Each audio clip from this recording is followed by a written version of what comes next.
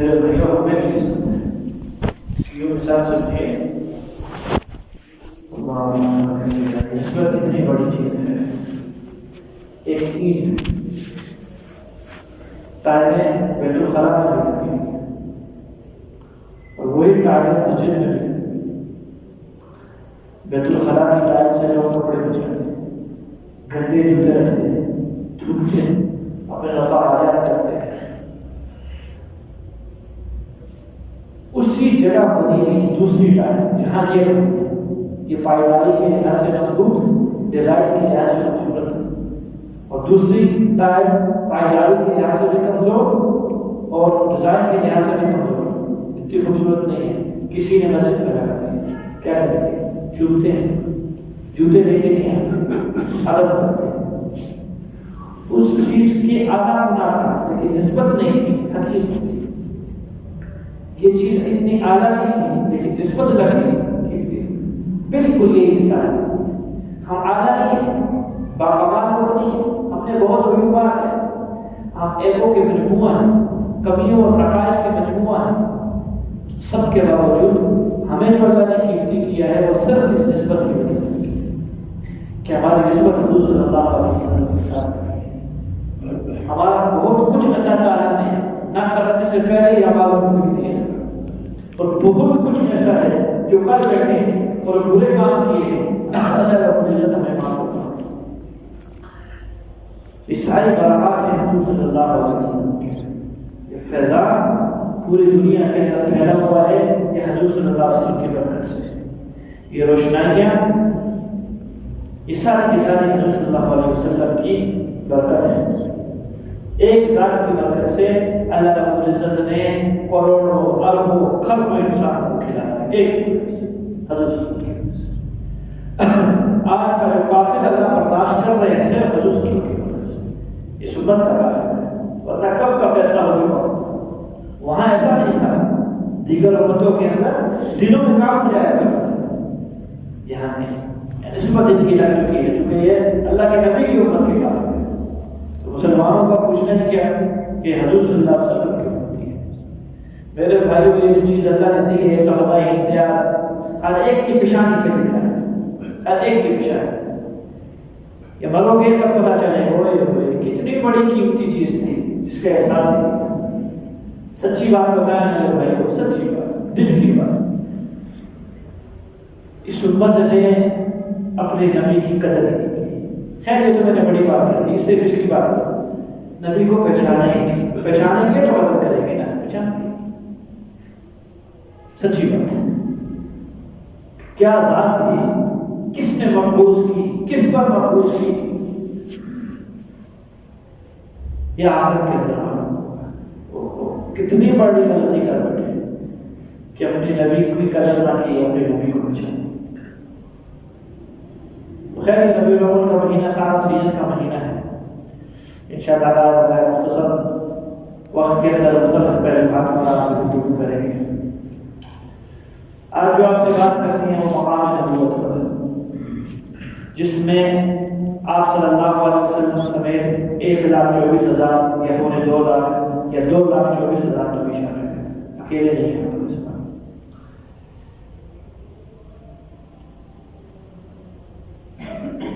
چار عنوانات کو سمجھانے کی کوشش کروں گا مقام نبوت. سب سے پہلی چیز، نبی منتخب ہوتا ہے، نبی کا انتخاب ہوا ہوتا ہے. نبی خود سے نہیں چاہتا، افراد سے انتخاب اللہ فرماتے ہیں نبی کا. دوسری بات، نبی کا جو علم ہوتا ہے وہ قطعی علم ہوتا ہے، حتمی علم ہوتا ہے، یقینی علم ہوتا ہے، احتمال شبہات شک سے سب سے پاک ہوتا ہے. تیسری چیز، نبی معصوم ہوتا ہے، نبی سے چھوٹی بڑی ہر قسم کی خطا سے نبی پاک ہوتا ہے، نبوت سے پہلے بھی نبوت کے بعد. اور چوتھی چیز، برحال نبی انسان ہوتا ہے لیکن کامل انسان ہوتا ہے، اللہ کا فرما بردار اور مطیع ہوتا ہے. یہ چاروں چیزوں کے مجموعے کو کہتے ہیں مقام نبوت. نبوت کا مقام میرے بھائی دنیا بھری ہے مخلوقات سے. سب سے حقیر و فقیر چیز وہ آیات سے رہی ہے جس کو آپ سائنس کے اندر ایٹم کہتے ہیں. یہ عناصر متنوع اور متعدد ہیں، مختلف نوعوں پر اور مختلف قسم کے ہیں۔ بعض حقیر ہیں جن کی کوئی قیمت نہیں ہے اور بعض اس قیمت والے ہیں۔ یہ دنیا کی سب سے حقیر ترین مخلوق ہے، اس سے نیچے کچھ نہیں بنا۔ اس کے بعد جس مخلوق کا نمبر آتا ہے ان عناصر کے بعد وہ جمادات ہیں، پتھر، زمرد، یاقوت، یہ پتھر بہت کی ایسے بھی ہیں کہ جن کی قیمت کروڑوں روپے میں ہے، اور بعض عام۔ ان کے بعد کسی مخلوق وہ نباتات ہیں، ان میں کچھ حیوانات کی صفت ہے، کچھ جمادات کی صفت ہے، دونوں چیزوں کے مجموعے کو اللہ نے نباتات ہیں۔ بعض ایسے نباتات پودے ہیں جن کا جنسی تعلق، جن سے تولید حیوانات کے ذریعے ہوتی ہے، نر اور مادہ ملتے ہیں، ایک نیا پودا ہوتا ہے۔ بعض ایسے ہیں جو کہ نباتاتی طور کے اوپر اپنی ترتیب پر آتے ہیں، ان کے لیے جنسی تولید کی ضرورت نہیں۔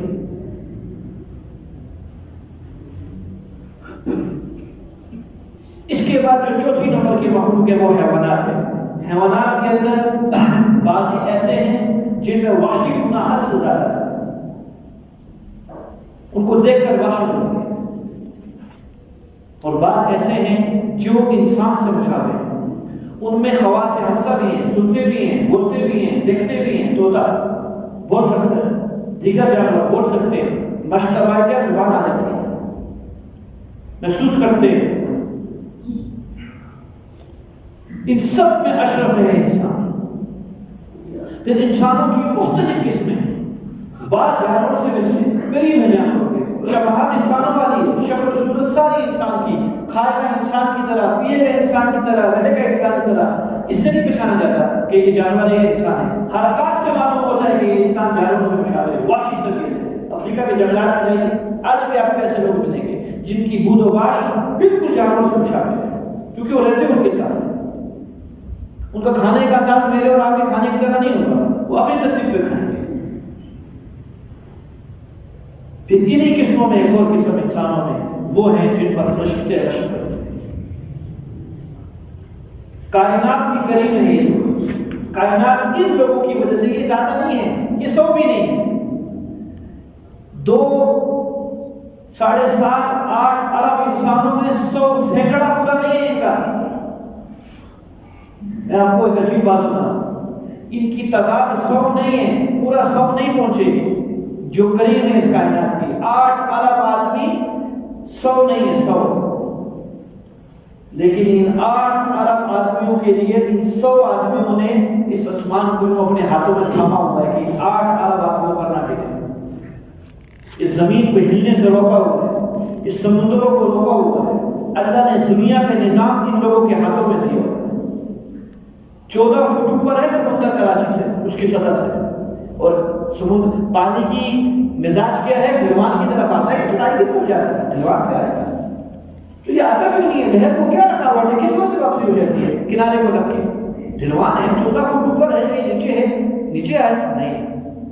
یہ کچھ لوگ ہیں جس کی برکت سے اللہ رب العزت نے یہ سارا نظام اپنی ترتیب پر چلایا ہوا ہے۔ تو کہا انہی انسانوں کی ایک قسم ایسی ہے جن پر فرشتے رشک کرتے ہیں۔ تو انسان کا کمال میرے بھائیو عروج ہے۔ انہیں عروج والے لوگوں میں، انسانیت کی معراج والے لوگوں میں اللہ رب العزت نے چنا ہے نبی۔ تو نبی ارتقائی نہیں ہوتا، استفائی ہوتا ہے، اس بات کو سمجھیے گا۔ نبی اپنی ریاضات سے، اپنے مجاہدات کے ذریعے، اپنے مراقبوں کے ذریعے، اپنے زہد و تقوی کے ذریعے، اپنی مشقت کے ذریعے نبی نہیں ہوتا۔ نبی استفاء، مصطفیٰ سے ہے، چنا ہوا ہوتا ہے، اللہ اس کو چنتے ہیں، پوری کائنات کو نظر کرتے ہیں، جو سب سے بہترین دل نظر آتا ہے، سب سے بہترین خبیر نظر آتا ہے، اللہ اس کو نبوت کے لیے چنتے ہیں، پھر ساری خاصیت خود عطا فرماتے ہیں۔ تو نبی انسان اپنی جہد اور محنت سے نہیں بن سکتا، نبی کون سا ہوتا ہے؟ مصطفی ہوتا ہے، استفائی ہوتا ہے، ارتقائی نہیں ہوتا۔ انسان اپنی ذہانت کے ذریعے حافظ اور قاری بن سکتا ہے، اپنی محنت کے ذریعے ڈاکٹر انجینئر بن سکتا ہے، جہد مسلسل کے ذریعے مفکر اور محدث بن سکتا ہے، مجاہدات اور ریاضات کے ذریعے مرشد کامل اور مرشد زمان بن سکتا ہے، اپنے تقوی طہارت کے ذریعے ولی اللہ بن سکتا ہے، تابعی کو دیکھ کر تابعی بن سکتا ہے، تابعی صحابی کو دیکھ کر تابعی بن سکتا ہے، صحابی نبی کو دیکھ کر صحابی بن سکتا ہے، ابو بکر اللہ کے نبی کو دیکھ کر صدیق بن سکتے ہیں، عمر آپ علیہ السلام کو دیکھ کر فاروق بن سکتے ہیں، عثمان ذوالنورین بن سکتے ہیں، حضرت علی حیدر کرار بن سکتے ہیں، لیکن کوئی نبی نہیں بن سکتا۔ نبی سب کچھ ہو سکتا ہے، نبی نہیں۔ انسان ستاروں تک پہنچ جائے، آسمان کو چھو لے اپنی عبادت کے ذریعے، نبی نہیں بن سکتا۔ نبی ہوتا ہے، نبی چنی ہوئی مخلوقات ہوتی ہے جن کے دلوں کو اللہ نے پسند کیا ہوتا ہے، اجتباء ہوتی ہے، وَاجْتَبَاكُمْ، تمہیں چنا ہے۔ اللہ یصطفی من الملائکہ، اللہ چنتے ہیں فرشتوں سے، رسلا، فرشتوں انبیاء کو۔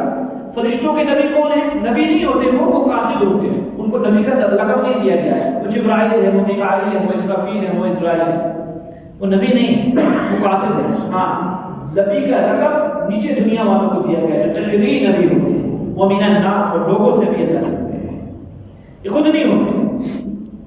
تو یہ پہلا مقام ہے۔ ہاں، اس میں شک نہیں کہ نبی کی ذکاوت تمام لوگوں سے زیادہ ہوتی ہے، نبی کی ذہانت تمام لوگوں سے زیادہ ہوتی ہے، نبی کی محنت، نبی کے مجاہدات، نبی کے مراقبات، نبی کی ریاضات تمام لوگوں سے زیادہ ہوتی ہے، اس میں شک نہیں۔ لیکن نبی اپنی ان مجاہدات، ان مراقبات، اس خشیت، اس تقوی، اس طہارت، اس عبادات، اس زہد کی وجہ سے نبی نہیں ہوتا۔ نبی صرف اللہ کی مشیت سے ہوتا ہے۔ جب اللہ چاہتے ہیں تو مقام نبوت عطا فرماتے ہیں۔ دوسرا طرح، نبی کو اللہ علم حتمی عطا فرماتے ہیں، علم یقینی عطا فرماتے ہیں، علم نصوصی عطا فرماتے ہیں، جو علم عام آدمی کو نہیں ہے۔ تو اب یہ کیا وجہ ہوئی اور یہ علم کیسا ہے جو انسان نبی کے بغیر نہیں رہ سکتا، صرف نبی ہی سے رہتا ہے؟ اس کو سنیے میرے مطلب ساتھیوں، چونکہ انسان ماں کی پیٹ سے دنیا کے اندر آتا ہے اور اس حالت کے اندر آتا ہے کہ یہ محتاج کل ہوتا ہے، محتاج محض ہوتا ہے، اس کو چھوٹی چیز سے لے کر بڑی چیز تک اپنی تمام ضرورت کو پوری کرنے کے لیے غیر کی ضرورت ہوتی ہے، یہ خود کچھ نہیں کر سکتا۔ یہ اللہ تعالیٰ نے اس کو بھی علم عطا فرمایا ہے، اس ٹائم پہ ایک دن کے بچے کو علم جبلت، پیدائشی علم، اس کو معلوم ہے کہ چونچ کھولنے پر غذا اندر جاوے گی، پرندے، ہمارے بچوں کو معلوم ہے رونے پر دودھ ملے گا، یہ علم جبلت ہے، پیدائشی علم۔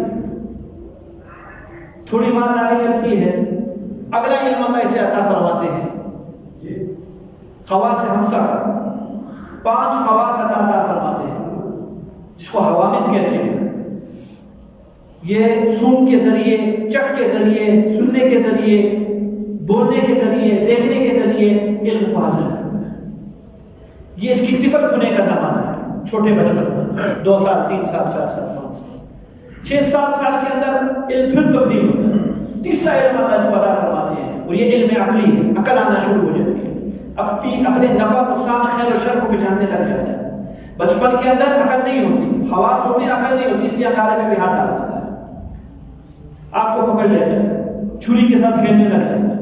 لیکن 6-7 سال کی عمر کے اندر اب عقل آ جاتی ہے، اس حواس کے ساتھ عقل بھی آتی ہے، اب اکارے کی طرف نہیں جاتا، اس کو پتہ نقصان دیتی ہے، اپنے خیر شر کو پہچاننے لگ جاتا ہے۔ معصوم بچہ روڈ پہ کھڑا، اسے معلوم نہیں ہے گاڑی آ رہی ہے، کھڑا ہے، کھیلتا رہے، 6 سال کا بچہ معلوم ہو جائے گا کہ یہ نقصان کی چیز ہے، بھاگ جائے گا۔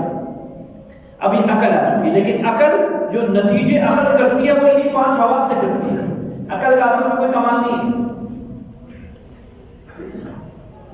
اس عقل کے بعد ایک اور علم کا درجہ ہے جو مجاہدات اور مراقبات سے اللہ تعالیٰ فرماتے ہیں، وہ کشف اور وجدان ہے، وجدی کیفیت، کشفی کیفیت ہے، یہ عقل سے ماورا ہے۔ یہ بہت سی چیزیں جو انسان عقل سے، میرے بھائیوں، عقل بانشے کو اور تولے کو تو تول لے گی، لیکن عقل منوں اور ٹنگوں کو نہیں توڑ سکتی، اس کے لیے اس کو کسی چیز کی ضرورت ہے۔ کشف اور وجدان یہ منوں اور ٹنگوں سے بھی اوپر کی چیز ہے، یہ آپ کو سمجھانے کے لیے میں نے مثال دی ہے۔ لیکن یہ جتنے علوم ہیں، میں نے 5-4 علم کے نام لیے ہیں آپ کے سامنے، بچوں کا علم، علم جبلت، پھر خواص حمزہ کا علم، اس کے بعد عقل کا علم، اور چوتھی چیز جو کہ اہل اللہ کا علم ہوتا ہے، وجد اور کیفیت اور کیا نام ہے، کشف ہے، اس سب کے سب علم غیر ہوتے ہیں، یقینی علم نہیں ہے، ان میں خطا کا بھرپور احتمال ہے کہ غلطی ہو سکتی ہے۔ انسان کو ایسے علم کی ضرورت نہیں ہے، انسان اپنا مبدا اور اپنی معاد دیکھنا چاہتا ہے، انسان اس کائنات کی ابتدا اور انجام دیکھنا چاہتا ہے، انسان حتمی علم چاہتا ہے، انسان یقینی علم چاہتا ہے، نصوصی علم چاہتا ہے۔ اس علم کے لیے اللہ تعالیٰ نبی کو بھیجتے ہیں، یہ تم کو دیں گے حتمی، یہ تمہیں یقینی علم دیں گے، اس علم میں شک و شبہات نہیں ہے، تیرے علم میں شک و شبہات ہے۔ انسان کا بھرملا سوال ہے اللہ کی ذات سے کہ اللہ طفلیت کا علم تو ملا، عقلیت کا بھی علم ملا، مشاہدات کے ذریعے کشف و کرامت کا بھی علم ملا، وجدان کا بھی علم ملا، لیکن حتمی علم نہیں ملا، جس علم کے اوپر نجات ہے، جو علم ایسا ہے کہ جس کے اندر کبھی برباد ہونے کا خدشہ نہیں ہے، ضائع ہونے کا خدشہ نہیں ہے۔ اللہ نے انبیاء پر وہ علم اتارا، بے شک زبان ان کی تھی، باتیں گفتاریں لب ان کے تھے نبیوں کے، لیکن پیچھے اللہ رب العزت کا علم تھا۔ تبلیغ ان لوگوں کی تھی، لیکن پیغام اللہ رب العزت کی ذات۔ مفسر یہ بنے تھے، لیکن متن اللہ کی ذات۔ بظاہر طور پر اطاعت نبی کی ہوتی رہی تھی، لیکن اصل میں عبادت اللہ رب العزت کی تھی۔ بظاہر طور پر مغفرت نبی کروا رہے تھے، لیکن اصل کے اندر مغفرت کو قبول کرنے والے اللہ کی ذات تھی۔ بظاہر دعائیں نبی کی طرف سے ہو رہی تھی، لیکن اجابت اور قبولیت وہ اللہ کی طرف سے تھی۔ رحمت و شفقت اللہ کی طرف سے تھی، عنایت اللہ کی طرف سے تھی۔ تو یہ علم غیبی اللہ تعالیٰ نے عطا فرمایا، یہ نبیوں کو دوسری چیز ملی۔ تو مقام نبوت کے 2 حصے ہو گئے۔ دوسرا حصہ میں نے دیا، پہلی چیز نبی استفائی ہوتا ہے، ارتفاعی نہیں ہوتا، چنا ہوا ہوتا ہے۔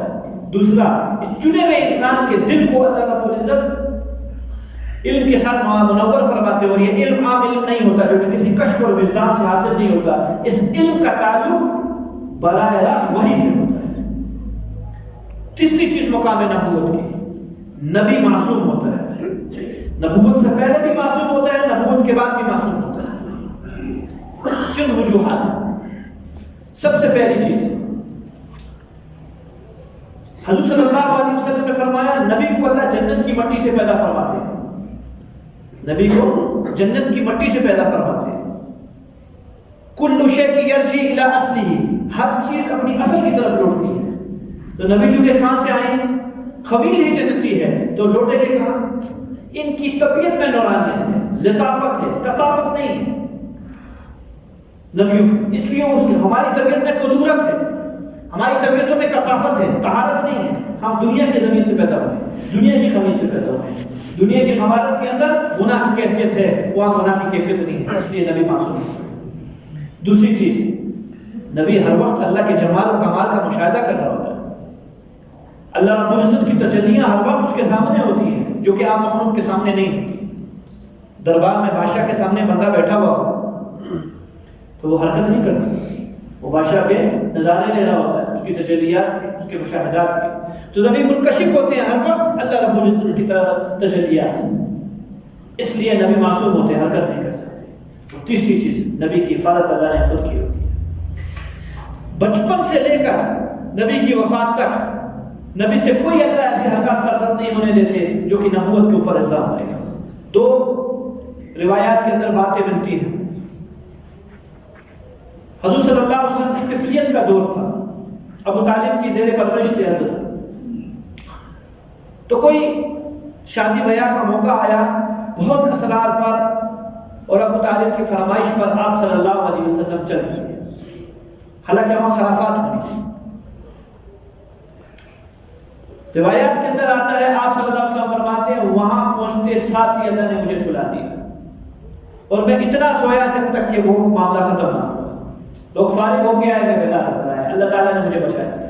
یہ کون سا دور تھا؟ طفلیت کا دور تھا، نبوت سے پہلے بھی اللہ بچاتے ہیں۔ ایک بوانا نامی بت تھا، یہ مشرکین مکہ کا، سال کی ایک دن کے اندر، جس طرح یہاں ہم لوگ کسی کی تقریب مناتے ہیں، سال کا ایک دن کرتے ہیں، ناراض نہ ہو تو دونوں برسی، یہ چیز ہے، بالکل یہی ہے۔ سال میں ایک دفعہ ابا کو یاد کیا جاتا ہے، میرے ابا تھے کچھ خیرات دے دیجیے، ایک دفعہ یاد کرنے کی چیز ہے، یہ ہر نیکی کے بعد یاد کرنے کی چیز ہے۔ اللہ یہ ثواب میرے ابا تک پہنچا دے، ورنہ بردار لا دوں پھر نہیں، سوچنے کی چیز ہے، بالکل سوچنے کی چیز ہے، یہ حقائق ہے جو برے لگتے ہیں۔ خیر جی، باوانا نامی بدھ کی اس دن تعظیم کی جاتی تھی، اس کے نام پہ ذبح کیا جاتا تھا، اور خوب محفل سما ہوا کرتی تھی، ناچ گانا ہوا کرتا تھا۔ آپ صلی اللہ علیہ وسلم کو کچھ ایسے لوگ اٹھا کر لے گئے، چھوٹے تھے تو آپ علیہ السلام نے بعد میں فرمایا ابو طالب سے کہ چچا جیسے ہی میں پہنچا تو مجھے ایک گوری شکل نے بتلایا، آواز آئی، گوری شکل تھی، وہ چہرہ اس کا، کہ محمد اس کے قریب بھی نہ جانا، اس کو چھونا بھی نہ، اس کے قریب بھی نہ جانا اور اس کو چھونا بھی نہ۔ اللہ تعالیٰ نے میری وہاں حفاظت فرمائی، میں بچ گیا۔ حالانکہ یہ تفریح کا دور تھا صلی اللہ علیہ وسلم کا، آپ علیہ السلام بلوغ نہیں تھی اس کے اندر، بالغ نہیں تھے، تو نبی معصوم ہوتا ہے ہر طرح سے، نبوت سے پہلے بھی، نبوت کے بعد، اور مقام نبوت کی آخری چیز چوتھی، نبی برحال انسان ہوتا ہے لیکن کامل ہوتا ہے، اللہ کا فرمانبردار مطیع ہوتا ہے۔ نبی بشر ہوتا ہے، نبی خاک ہوتی ہے، اسی خاک سے اللہ رب العزت نے بنایا ہوتا ہے، نبی نور سے نہیں بنا ہوتا۔ ہر نبی نے اپنی اس بشریت کا، اپنی اس خاکی پونے کا اعلان کر دیا، ہر نبی نے۔ اللہ کے نبی صلی اللہ علیہ وسلم کیا فرماتے ہیں؟ اللہم انی عبدک، اللہ جی میں تیرا بندہ ہوں، وابن عبدک، تیرے بندے کا بندہ ہوں، وابن عمتک، تیری بندی کا بندہ ہوں، ناصیتی بیدک، اللہ میری پیشانی تیرے قبضے کے اندر ہے، ماضٍ فی حکمک، سارے کے سارے میرے فیصلے تیرے ہاتھ کے اندر ہیں، تو میرے ساتھ جو کرنا چاہے تو کر سکتا ہے۔ یہ جو الفاظ ہیں یہ بندگی کا اظہار کر رہی ہیں، عبدیت کا اظہار کر رہی ہے یا ملکوتیت کا اظہار کر رہی ہے؟ اس سے انکساری ہے، اپنا سپرد، اپنا آپ سپرد کسی غیر کی طرف کرنا یہ بندگی ہوتی ہے، اس کو انکساری اور عاجزی کہتے ہیں۔ ہر نبی نے یہی اظہار کیا ہے کہ ہم اللہ کے بندے ہیں، اللہ کے رسول ہیں۔ ہاں اتنی فرق ہے، آتانی الکتاب، اس رب نے مجھے کتاب دی ہے، وجعلنی نبیا، اس اللہ نے مجھ کو نبی بنایا ہے، یہ میں ممتاز ہوں تم سب سے، یہ چیز، یہ کمال تم میں نہیں ہے، یہ کمال مجھ میں ہے، لیکن اس کمال کی وجہ سے میں نور نہیں بنا، اس کمال کی وجہ سے میں خدا نہیں بنا، یا اوتار خدا نہیں بنا، ہاں واسطہ خدا ضرور، پیغمبر خدا ضرور، قاصد خدا ضرور ہوں، رسول خدا ضرور ہوں، اس کے علاوہ کچھ نہیں۔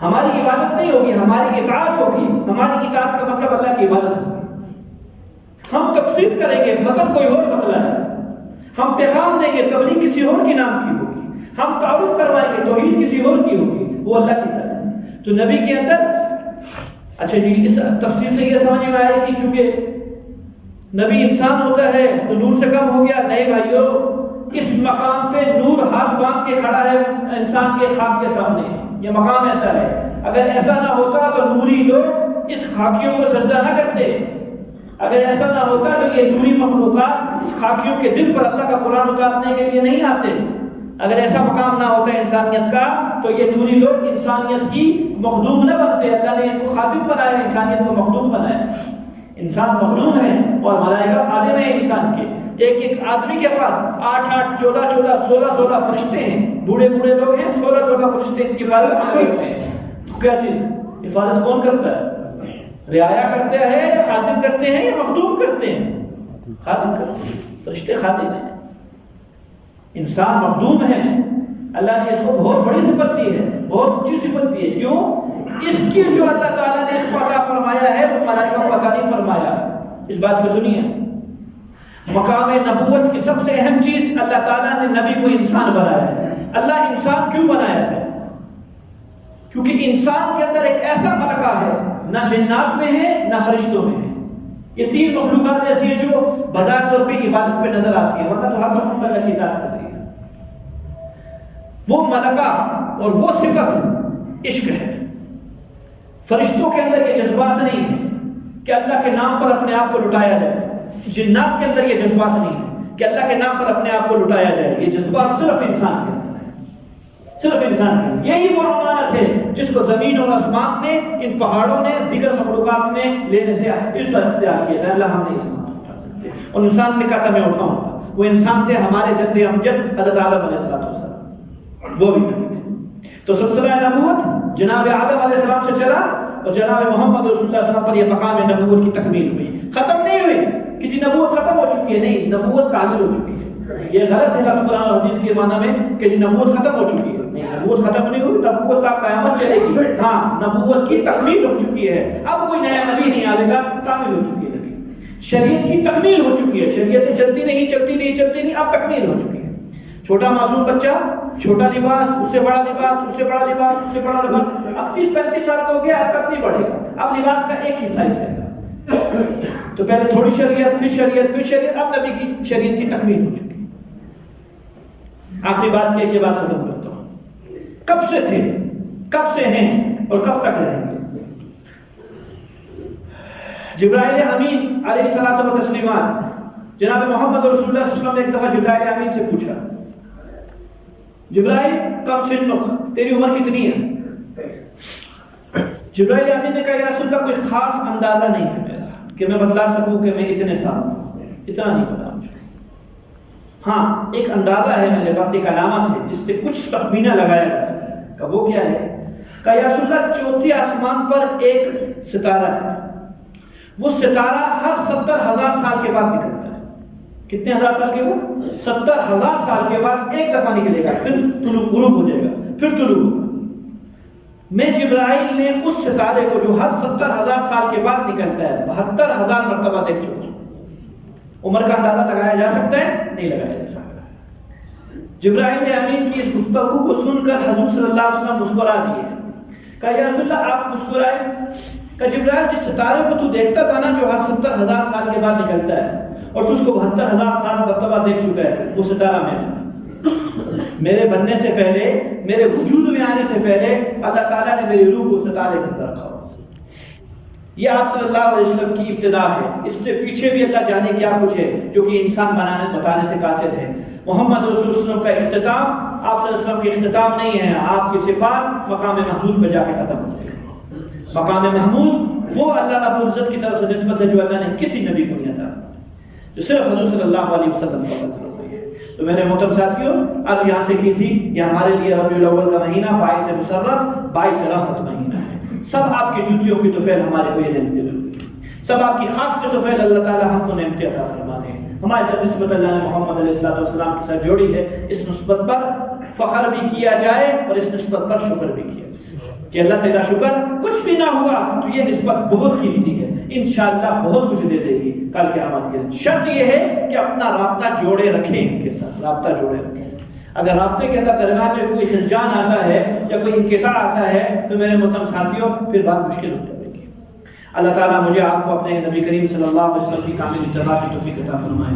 آپ کے کمال اور جمال حسن امت کے لیے ہیں، ان کمال اور جمال کی اتباع کرنے کی توفیق عطا فرمائے.